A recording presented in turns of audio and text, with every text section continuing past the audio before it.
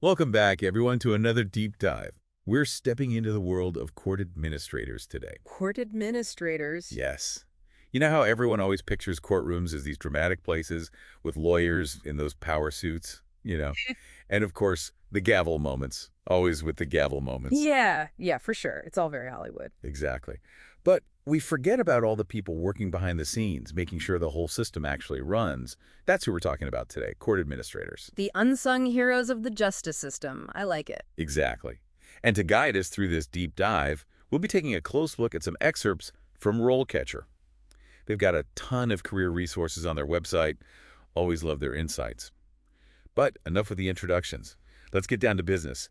What exactly does a court administrator do all day? Well, according to RoleCatcher, they wear a lot of hats. A lot of hats. Okay, so like what? Give us the rundown. Well, they're managing staff, dealing with budgets, making sure the court is following all the procedures. They even handle things like, believe it or not, building maintenance. Wait, really? Building maintenance? That's what it says. So yeah, they're the behind-the-scenes masterminds of the court system. Wow, so they're basically keeping the whole justice system from falling apart. It's a lot of pressure. And speaking of pressure, RoleCatcher also mentions that they need to be great with people. A&D numbers. I mean, that's quite a combo. That's a unique skill set for sure. It really is. And on top of all that, RoleCatcher says you need a deep understanding of the court system, obviously. So how does someone even become a court administrator? What's that path look like? Well, it usually starts with a bachelor's degree in a related field: law, business administration, criminal justice, even psychology. Can you believe that? Psychology. Okay, now that one throws me for a loop. Why psychology? Yeah, it seems a little out of left field, right? But RoleCatcher actually emphasizes how important it is for court administrators to understand human behavior, be able to navigate conflict resolution. They're dealing with people constantly in, let's be honest, some pretty high-stress situations. That makes sense. I mean, it's not just about knowing the law. It's about understanding the people the law affects, right? Exactly. So you've aced your psychology electives, maybe even dreamt about a few courtroom dramas in college. What's next? Well, according to RoleCatcher, experience is key. They recommend starting with entry-level positions in courts, like court clerk or administrative assistant roles, really anything to get your foot in the door. So it's all about paying your dues, getting your hands dirty with paperwork, and maybe witnessing some real-life legal battles along the way. Not exactly law and order, but probably just as interesting, if not more. Oh, I bet. And internships. Don't forget about internships. RoleCatcher really emphasizes how valuable those can be, to get some hands-on experience, make your resume stand out. Volunteering for anything related to the court is also a great idea. Helps you build your network and all that. Networking. It's not just for cocktail parties, huh? Okay, so you've got the education, the experience, but this job clearly requires some serious skills too. And RoleCatcher goes deep on this one. So give us the inside scoop. What are we talking about here? What are the must-have skills? Well, you've got your obvious ones that you need for, I'd say, any kind of managerial position, time management, active listening, communication, all that good stuff. So usual suspects. Exactly. But RoleCatcher highlighted some very specific, very fascinating abilities that are absolute crucial to really thrive in this field. Okay, you've piqued my interest. What are these essential skills that every aspiring court administrator should have? Give us the top three. Okay, let's see. Based on RoleCatcher's analysis, I'd say skill number one is the ability to manage personnel resources effectively. So basically, you need to know how to manage people. So it's not just about managing case files and deadlines, but also the people who are actually juggling those tasks, right? Like being a manager in any other field, but with a legal twist. Okay, that's a lot of responsibility. Yeah. What's skill number two on RoleCatcher's list? This one's a tough one. It's kind of a tie between critical thinking and social perceptiveness. So you need to be able to analyze those complex legal situations, A&E, navigate the, shall we say, finer points of office politics. 100%. You need to be able to think critically, interpret policies, all while understanding those unspoken dynamics. It's like Sherlock Holmes meets like Oprah in the courtroom. Yeah. Okay, so we've got management, we've got logic, we've got empathy. What's that third must-have skill? Adaptability. Definitely adaptability. Adaptability. Okay, tell me more. Why is adaptability so important for a court administrator? Well, one thing that RoleCatcher really emphasized was this whole rapid evolution of technology that's happening in courtrooms. Like, it's kind of mind-blowing when you think about it. They're moving towards these electronic filing systems, online scheduling, even virtual court proceedings are becoming more common now. Remember those Zoom calls we all had to get used to? Oh, don't remind me. Right. Well, turns out judges are fans of remote work sometimes, too. Who knew? So it's not just about knowing your way around a law library anymore. You need to be a tech whiz, too. Pretty much. That's a pretty unique combination of skills. I know, right?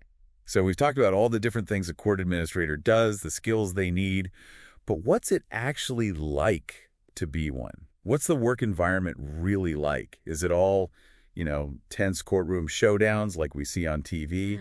Well, while there might be a few dramatic moments here and there, RoleCatcher paints maybe a slightly different picture. Ready to hear more? I'm always up for a peek behind the curtain. Lay it on us. What does RoleCatcher have to say? Well, it sounds like it's, definitely never a dull moment, that's for sure. It's not all, dramatic courtroom scenes like we see on TV. Actually, a lot of the work takes place in a pretty standard office setting. Okay, so we're picturing desks, computers, maybe a few too many filing cabinets. Oh, absolutely. Gotta have those filing cabinets. Yes, sir. But yeah, it's your typical office vibe. Although I'm guessing they probably have a metal detector at the entrance, just to keep things interesting. Safety first, right. But, okay, we've established it's not all, gavel-pounding action. Yeah. But RoleCatcher did mention the work environment can get pretty demanding. What makes this job so challenging? What are we talking about here?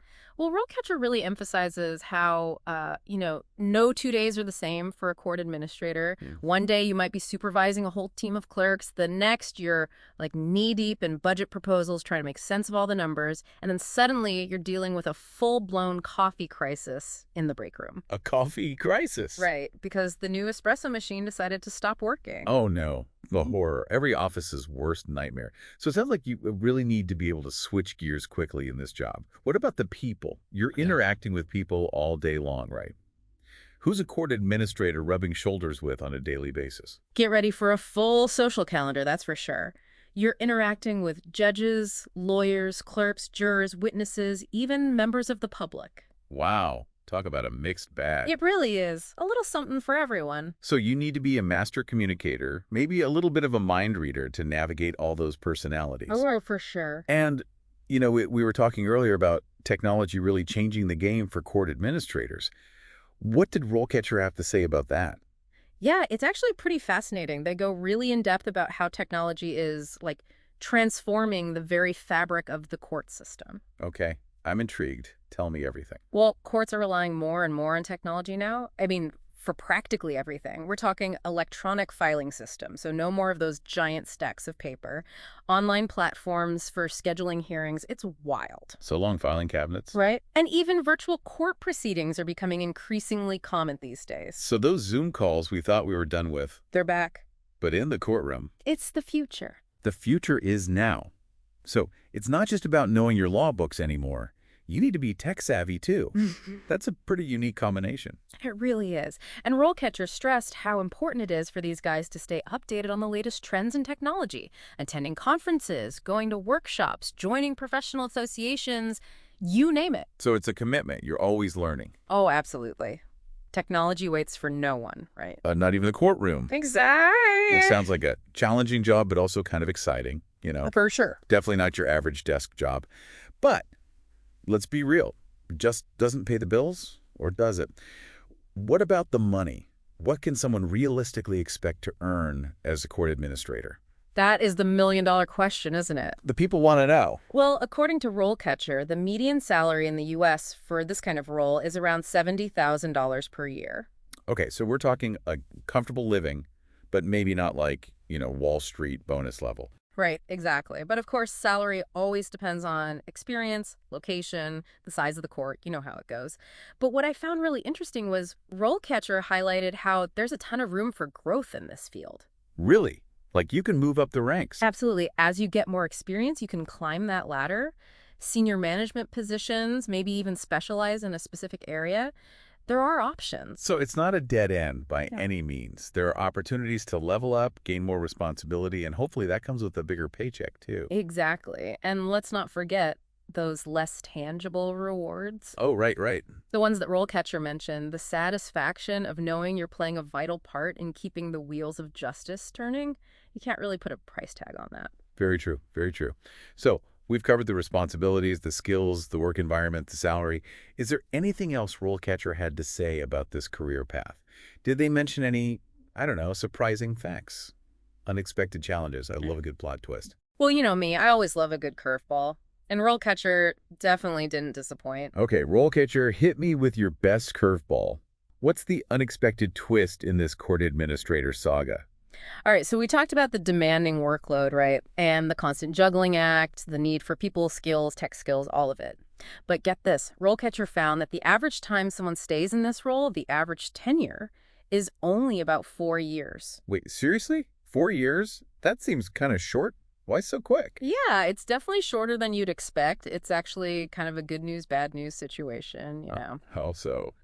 Well, the bad news is it creates a bit of a revolving door, which isn't always ideal. It means there's a learning curve every time someone new steps in, right? Hey, But the good news is RoleCatcher says this high turnover is often because these court administrators are moving on up. They're getting promoted, switching to related fields. It's a stepping stone. oh, interesting. So they're not like burning out and running away from the courtroom. No, not at all. They're actually using this experience to launch themselves into bigger and better Oh, things. that's what I like to hear. It's true. They gain all this incredible experience, leadership, conflict resolution, you name it. These are valuable skills that translate to a lot of other fields, government, the private sector, all kinds of places. So it's less of a dead-end job, more of a launch pad. Yeah. I'm into it. Any other surprises RoleCatcher had up its sleeve? Well, remember how we were talking about technology changing everything in the courtroom? RoleCatcher actually predicts this is just the tip of the iceberg. Oh, really? It's going to get even wilder. Oh, yeah, buckle up. We're talking artificial intelligence, blockchain, even virtual reality. Wait, hold on. Virtual reality. Ah, In the courtroom, what are we talking here? I know, right? It sounds like something straight out of a sci-fi movie, but it's becoming a reality. Imagine virtual reality for jury selection, AI helping with research and case management. That's wild. The Yeah. future is now, I guess. Tell me about it. So yeah, if you're someone who loves law and technology, this field is about to get really, really interesting. So it's not just about upholding the law anymore. It's about shaping how the law is actually USED in this new digital age. Yeah, That's pretty cool when you think about it. totally. Well, we've learned so much about the world of court administrators today. It's fascinating. As we wrap things up, any final thoughts for our listeners who might be thinking, hey, maybe this is the career for me? What's the one thing you want them to remember? You know, more than anything, I think what struck me is that this isn't just a job. Being a court administrator is a chance to really make a difference. Absolutely. You're a leader, you're an innovator, you're a crucial part of a system that affects every single one of us. It's not always easy, it's always changing, but it's definitely rewarding. Couldn't have said it better myself. It's been a fascinating journey behind the scenes of the justice system. We've uncovered so much about what court administrators do, the challenges they face, and the incredible impact they have. So if you're looking for a career that's both challenging and meaningful, this might be it. And on that note, we'll let you ponder that thought. That's all the time we have for today's deep dive. Until next time, keep exploring those career paths, and we'll catch you in the next episode.